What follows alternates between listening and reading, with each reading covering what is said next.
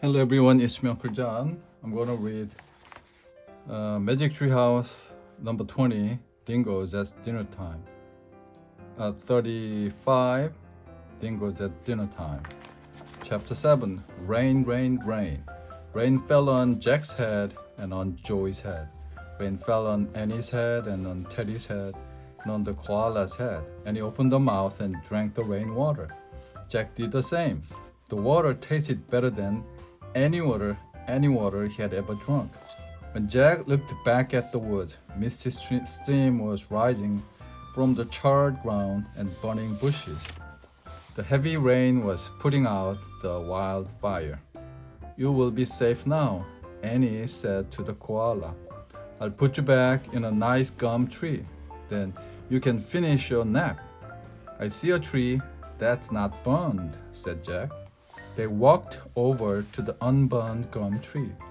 Annie placed the koala in the fork of two branches. Go back to sleep now, she said softly.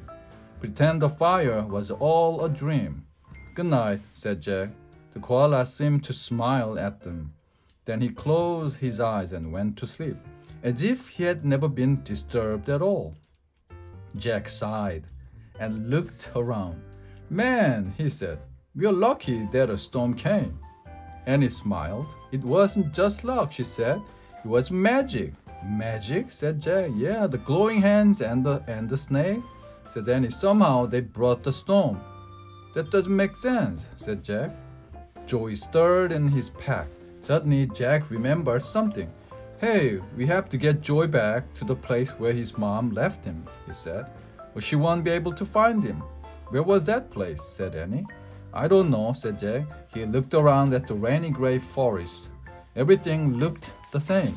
Teddy can't find the spot, said Annie. Without even a bark, the little dog took off across the wet, muddy ground.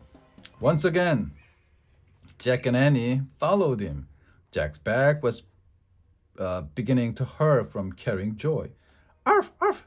Jack and Annie caught up with Teddy. He stood over the Australia book. It was wet, but not burned. Hooray, we found it, said Annie. That's right, said Jack. I left her book in the spot where we found Joy. Once again, Teddy helped us out, said Annie. She patted the little dog's head. Thanks, Teddy, Jack said. He picked up the Australia book. The cover was wet, but the pages looked okay. The little kangaroo peeked out of his pack as Jack tucked the book under his arm. Don't worry, Joy, Annie said. We'll stay right here till your mom comes back for you. If she hasn't already come, Jack thought worriedly.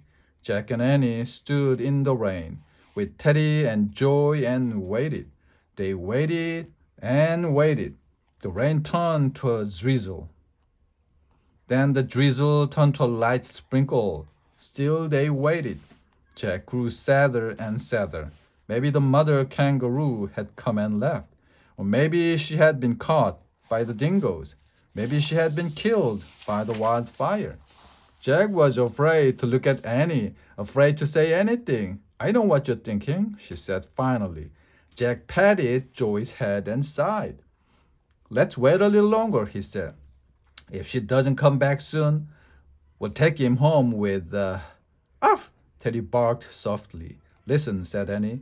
Jack listened. The sound was very faint at first, but then it grew louder. It was a squishy sound. It was a squashy sound. It was the sound of a big feet slapping through mud. Chapter 8, The Rainbow Serpent. The mother kangaroo bounded out of the tree. She landed 10 feet away from Jack, Annie, Teddy, and Joy. They all were still for a moment, as if they all were holding their breath. Then Joy tried to jump out of Jack's backpack. Hold on, said Jack. He put his pack on the ground. The little kangaroo leaped out. He leaped again, then again, and dived headfirst into his mother's pouch. Joy turned himself over inside the pouch. Then he peeked out at Jack and Annie. Yay, said Jack and Annie together. They laughed and clapped with relief. He looks happy to be home, said Annie. His mother looks happy too, said Jack. The mother kangaroo was gazing down at her joy. She patted his head with a small paws. Then she looked at Jack and Annie with soft eyes. She sang thank you to us. Annie said, "You're welcome," Jack said. "It was no problem." Annie told the kangaroo, "You have a great joy." The kangaroo gave a little nod. Then she bent over and used the front paw to pick up a small piece of bark from the wet grass. The kangaroo held a piece of bark out to Jack and Annie. Oh, Jack took it from her. "Oh, man," he whispered, "it's a gift from a kangaroo." The kangaroo then sprang into the air. She bounded gracefully away through the charred forest. "Thanks," called Jack. "Bye," called Annie. "Good luck." "Arf, arf," Teddy barked. The rain stopped. As Jack studied the piece of bark, there was a tiny painting on it. It was just like the snake painting in the cave. "I wonder what the snake means," said Jack. Jack opened the wet cover of the Australia book. He carefully turned the damp pages, found the picture of the snake painting. "Listen," said Jack. He read, "The first people of Australia are called Aborigines. They have lived there for 40,000 years.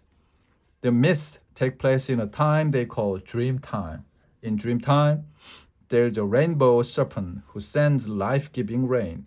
Aborigine artists paint the rainbow serpent on cave walls or on pieces of bark. In special ceremony, they sometimes honor the rainbow serpent by painting their handprints on the magic snake." "See," said Annie, "that explains everything." "Explains what?" "We put our hands on the painting of the rainbow serpent," she said. "It was like a special ceremony. So the rainbow serpent sent the rain to put out the wildfire." "Arf, arf," Teddy barked. Jack frowned. "But it's not a real creature," he said. "It's in dream time, not real time." Annie smiled. "Then how do you explain that?" she said. She pointed at the sky. The rain clouds were gone. The sun had come back out. A rainbow curved across the blue Australian sky. "Oh, man," whispered Jack. Though the air was warm again, he shivered. "Teddy led us to the painting," said Annie. "We should thank him." "How did he know about the rainbow serpent in the cave?" Jack asked. "I told you," said Annie. "He had a touch of magic." They looked down at the little dog. Teddy tilted his head and seemed to smile. "Hey, we have all 4 gifts now," said Annie. "Oh, yeah," said Jack. "Let's go home and see if Teddy's spell is broken," said Annie. "Arf, arf." Jack put the bark painting and the Australia book in his pack. Then they all headed through the wet, steamy forest in the direction of the treehouse. "I hope the treehouse didn't get burned," he said. They went past the clearing, past the gum trees and bushes. Treehouse was waiting for them. "It's still here," said Annie. She grabbed the rope ladder and started up. Jack put Teddy in his pack and followed. Inside the treehouse, Teddy wiggled out of the pack. He pawed the Pennsylvania book. "Arf, arf." Okay, said Jack. He pointed at a picture of the Frog Creek woods. I wish we could go there." "Over the rainbow," said Annie, and the wind started to blow. Treehouse started to spin. It spun faster and faster. Then everything was still, absolutely still. Chapter 9. "What boy?" "Welcome back," came a soft, lovely voice. Jack opened his eyes. It was Morgan. They hadn't seen Morgan in a long time. "Morgan," cried Annie. She threw her arms around Enchantress. Jack jumped up and hugged the Morgan too. "It's good to see you both," said Morgan. "Arf, arf." "And it's good to see you too," Morgan said, smiling at the little dog. "Look," said Annie. She reached into Jack's pack and pulled out the piece of painted bark, a gift from a kangaroo. "We have all 4 gifts now," said Jack. "Good work," said Morgan. She picked up the first gift, was the pocket watch from the Titanic. "Once upon a time, there was a boy who wasted time," Morgan said. "This watch teaches him that time is very precious. It must be used wisely." Morgan picked up the second gift, eagle's feather from the Lakota Indians. "Sometimes the boy was afraid to stand up for himself," she said. "Eagle's feather teaches him that a small creature can be one of the bravest." Morgan picked up the lotus flower from the forest in India. Sometimes the boy did not respect nature. She said, the flower teaches him that nature holds many wonders. Morgan picked up the piece of bark with the painting of the rainbow serpent. Sometimes the boy didn't want to study other times and places. This painting teaches him there is mystery, magic, and wisdom in the traditions of ancient peoples. What boy? Jack asked. Who are you talking about? Asked Annie. Morgan didn't answer right away. She placed her hands on Jack's and Annie's shoulders. Thank you, she said, for helping this boy learn his lessons. Thank you for breaking the spell. What boy? Jack asked again. Arf, arf. Jack and Annie looked over at Teddy. That something magical happened in a flutter of time, in the spin of a whirlwind. Teddy was changed. He was no longer a dog. He was a boy. Wow, Chapter 10, Dream Time. The boy was on the ground, on his hands and knees. Meet my young helper from Camelot, said Morgan. The boy glanced up. He had a friendly, freckled face, twinkly, dark eyes. His hair was the same color that Teddy's fur had been. He looked a bit older than Jack, about 10 or so. Am I back? He asked. You're back, said Morgan. The boy leaped up and hugged her. Thank you, he cried. And I hope next time you'll ask before trying the spells in my spell book.